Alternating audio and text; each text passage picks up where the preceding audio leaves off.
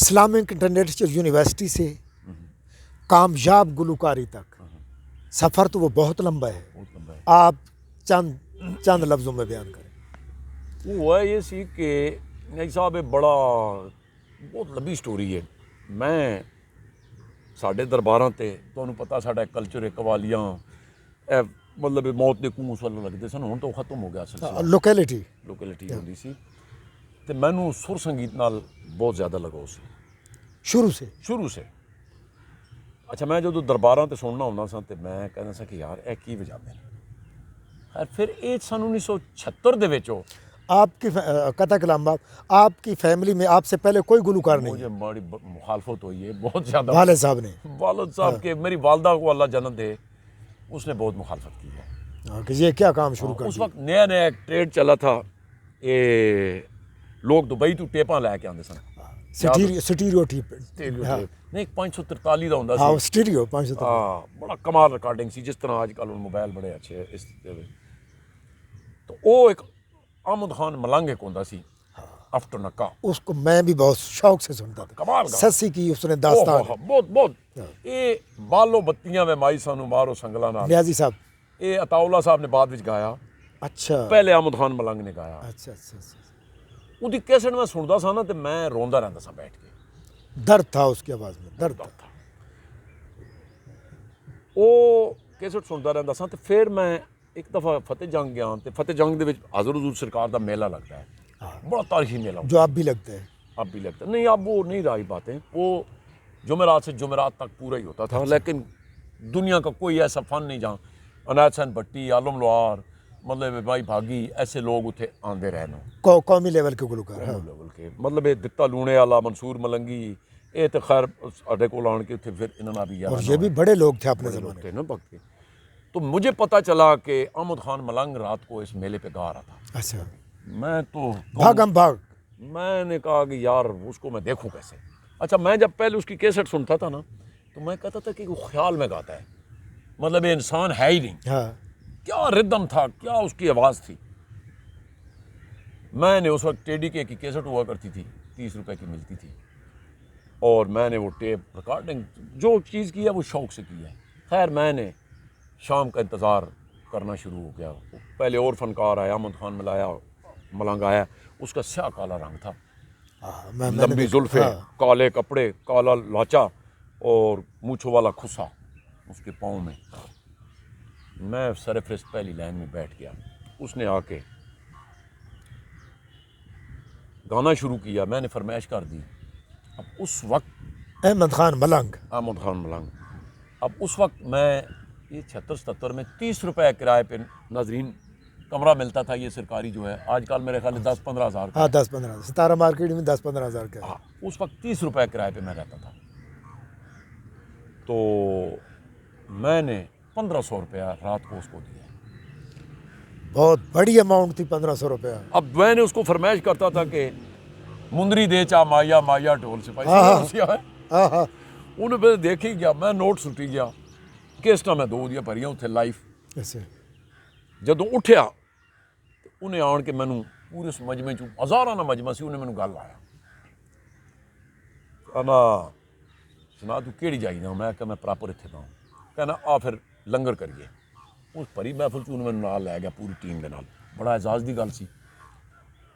انہیں ایک دوڑا لکھیا میرے نام تے اتنے بیٹھ کے، جہاں کہ بعد وچ کئی جگہ تے بھی اس گایا، وہ بھی عمر دراز جوانیاں مانے میرا ڈھول غریب نواز ہے،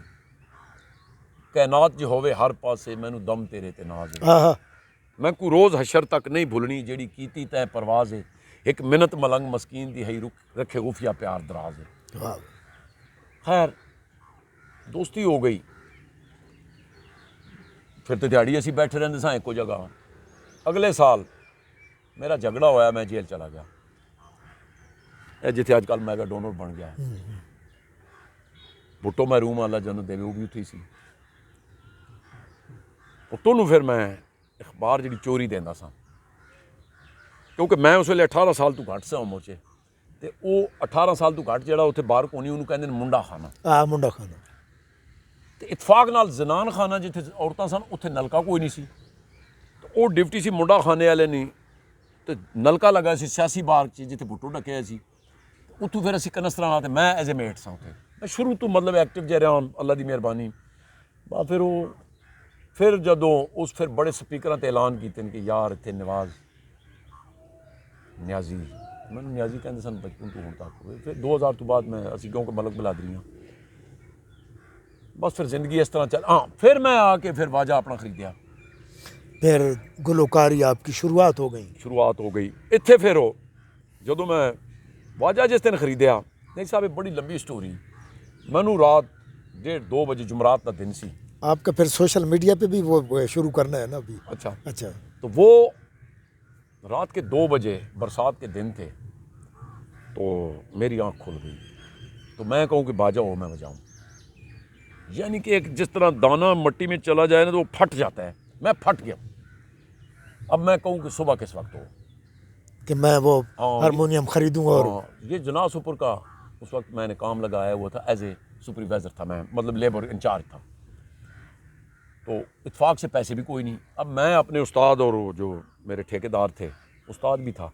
تو میں اس کو کہتا کہ ہارمونیم خریدنا ہے تو انہیں مجھے مارنا تھا میں جاؤں تو میں نے کہا جی پیسے ابھی چاہیے مجھے کچھ کہتے ہیں آج تو نہیں خیر گاڑی میں نے تھی میرے پاس میں گاڑی کھینچ کے لے گیا فتح جاؤں ادھر سے جا کے میرا ماموں بھی تھا دوست بھی تھا میرا سسر بھی ہے فوت ہو گیا اس کو پتہ تھا کہ میں نے کہا جی مجھے آج 10,000 روپیہ چاہیے اس دور میں تو ایک لیبر کا ضروری اب اس کو بھی بتا تھا کہ میں نے باجا خریدنا ہے تو اس نے کہاں لینے دینا تھا تو کیا میں نے کہا ایک لیبر پکھر کا تھا بندہ گر گیا تو اس کو پیسے دینے ہیں تو انہوں نے ڈیڈ باڈی لے کے جانی ہے اس نے دی چائے میں نے کہا چائے شائے نہیں جی جلدی کرو خیر میں نے پیسے لیے میں پنڈی صدر آ گیا اب آؤں تو وہ دکان ڈاکٹر قدیر کی دکان ہوا کرتی تھی تو اس کو تالا لگا ہوا اب میرا تو جو ہے نا تو میں نے ایک بندے سے پوچھا کہ یہ دکاندار کدھر ہوتا ہے کہتے ہیں یہ اوپر ہی رہتا ہے میں نے گھنٹی دی وہ بندہ آیا اللہ اس کو خوش رکھے میں نے کہا بابا جی مجھے ایک باجا چاہیے کہتا ہے اتائی ہو کہ ڈھاڈی ہو اب مجھے اس نے لباس میرا دیکھا ہے نا اب مجھے کیا پتا اتائی ڈھاڈی کیا ہوتا ہے میں نے کہا جی وہ کیا ہوتا ہے کہتا ہے خاندانی گانے والے نہیں لگ رہے ہو میں نے کہا نہیں یعنی ڈھاڈی نہیں ہوں میں نے کہا جی مجھے نہیں پتا بار باجا مجھے اس نے ایک باجا سیکنڈ ہینڈ تھا بہت خوبصورت تھا لیکن اس کو ہاتھ لگے ہوئے تھے تو اس نے کہا بیٹا یہ جرمن ہے اب مجھے کیا پتا جرمن ہے کہ پتہ نہیں برازیل کیا ہوتا ہے میں نے کہا جی باجا ٹھیک ہونا چاہیے اس نے کہا یہ ایک قوال کا باجا ہے جرمن کا بہت مہنگا سیٹ ہوتا ہے اس میں جرمن ہے تو یہ لے جاؤ اگر کسی نے میں نے کہا جی وہ بڑا شیشے چمکیلا اس نے کہا اس کو چھوڑیں آپ نے سیکھنا ہے یہ جرمن بہت اسٹرانگ سیٹ ہے تو یہ لے جائیں اب بیٹا میں نے یہ 4500 سے کم نہیں دے رہا تھا یعنی 4500 سے آپ کو 4000 تک کا دوں گا آپ شوقیہ لگ رہے ہیں تو کسی نے کہا نا کہ یہ ٹھیک نہیں ہے تو آ کے پیسے لے جانا تو باجا چھوڑ جانا خیر میں سوچا کہ یار اس دری بچاتا جاؤں لیکن گاڑی ڈرائیو کرنی ہے میں ملتان خان نام تھا اس بندے کا جس کی کوارٹر میں رہتا تھا میں آ کے ادھر ہی شروع ٹلیں کرنا میں نے کہا وہ بڑا آئے گا تو خوش ہوگا جب وہ اندر آیا ہے میں نے کہا آئیے خان صاحب وہ 2 بھائی رہتے تھے کہ یہ کیا ہے میں نے کہا جی یہ باجا لایا ہوں اس نے بڑا غصے سے اور کنٹرول کیا ہے کہتا ہے بھائی جان آج 7 تاریخ ہے آنے والی یکم تک اس کو نہیں بجانا تو یکم کو آپ مکان خالی کر دیں آپ نے کہا کوئی مسئلہ نہیں میں نے باجا ادھر بند کیا ہے گاڑی پک اپ تھی تو یہ G7 3433 کا بات ہے میں گیا ہوں کلثوم انٹرنیشنل کے ساتھ کر کے 2 منزلہ میں نے پلازا شروع کیا وہ کرایا ہوا تھا مزدور لیبر رہتی تھی میں نے 2 بندوں کو کہا کہ یار ایک اس میں سیمنٹ والی جگہ سے ایک چارپائی کی جگہ خالی کرو تو 2 بندے میرے ساتھ آ جاؤ میں نے رول مول کر کے اسی وقت کوئی ٹھپائی بھی نہیں کی تھی سامان رکھے تھے میں اٹھے آ گیا وہ کہتا ہے بھائی جان یہ پیسے آپ کو میں نے دینے ہیں پھر میں نے کہا پیسے بھی تمہیں رہے یار خیر اب مسئلہ یہ ہوا ہے کہ میں اس کو بجانے کا کہا تو کسی نے کہا کہ بھائی یہ تو طبلے کا بھی ذات ضرورت پڑتی ہے میں نے کہا یار طبلہ کیا میں تو یہ بجاؤں نہیں میں نے کہا یہ کدھر ملیں گے کوئی بجانے شجان انہوں نے کہا کہ یہ جو G7 میں ایک ٹینکی ہے ادھر کوئی بندے ہوتے ہیں میں ادھر آ گیا ادھر آیا تو 5-7 بندے بیٹھے ہوئے. اب میں بٹیرے بھی رکھتا تھا, بوسکی کی قمیض تھی, وہ میرے آج بھی استاد ہنستے ہیں, ہاتھ میں بٹیرا. تو میں نے کہا جی مجھے ایک طبلے والے کی ضرورت ہے. انہوں نے میری طرف دیکھا, کہتے ہیں کیا کوئی فنکشن کرنا ہے؟ میں نے کہا نہیں, میں خود گانا چاہتا ہوں. باجا میں نے کہا ہے. اب 30 روپے میں کرایہ دے رہا تھا اس کا مکان کا. انہوں نے کہا جی شام کو, میں نے کہا کوئی گھنٹہ 2 میرے پاس جگہ ہے. ادھر پھر جگہ میں نے سیٹ کی بلو ایریا. یہ اگر بلو ایریا نہ ہوتا تو میں فنکار بھی نہ ہوتا. خیر انہوں نے کہا جی کہ ٹھیک ہے 300 روپے لوں گا مہینے میں. 30 روپے پہ مکان مل رہا ہے, 300 پہ طبلے کی گھنٹہ 2 کلاس لینی ہے. میں نے کہا جی ٹھیک ہے شام کو آ جاؤ. انہوں نے کہا نہیں وہ ہمارے تو پوڑے پھٹے ہوئے ہیں, تو بس وہ تو پھر اگلی پہلی سے ہی شروع کریں گے. میں نے کہا وہ کتنے کے آتے ہیں؟ اب وہ کہتے ہیں اس وقت 30 کا تھا, آج کل میرے خیال میں 3-4 ہزار کا ہے. خیر ان کو میں نے کہا کہ یار یہ پیسے لو لے آؤ, لیکن شام کو کیا کرنا ہے. خیر ادھر ایک بندہ بیٹھا ہوا تھا جس کا نام تھا ماسٹر صابر صاحب. اس نے کہا شام کو میں آ جاؤں گا, میرے پاس ٹولک ہے. وہ آ گیا شام کو, میں انتظار کر رہا, بڑا اہتمام کیا. اور سنگی دوست بھی کہتا ہے شروع کون سا سور ہے؟ میں نے کہا سور کیا ہوتا ہے؟ کہتا ہے الغرض یہ آپ کا سفر ہے گلوکاری سے. ناظرین, رات کے وقت پنڈی سے لینے والا ینگ لڑکا ہارمونیم لے کے آتا ہے, کرائے کے مکان سے نکالا جاتا ہے, سیمنٹ کے کمرے میں ایک چارپائی لیتا ہے, پھر طبلے والا تلاش کرتا ہے. یقین کریں سامعین ناظرین, محمد نواز سوکی نے یہ سفر شروع کر رہے ہیں. ریڈیو, ٹیلی ویژن, فتح جنگ, اٹک, اسلام آباد, سراؤنڈنگ ایریا کے اندر ایک کامیاب گلوکار رہے ہیں اور ابھی تک ہیں. لوگوں میں سنے جاتے ہیں, سمجھے جاتے ہیں, اور لوگ واہ واہ کر کے اٹھتے ہیں.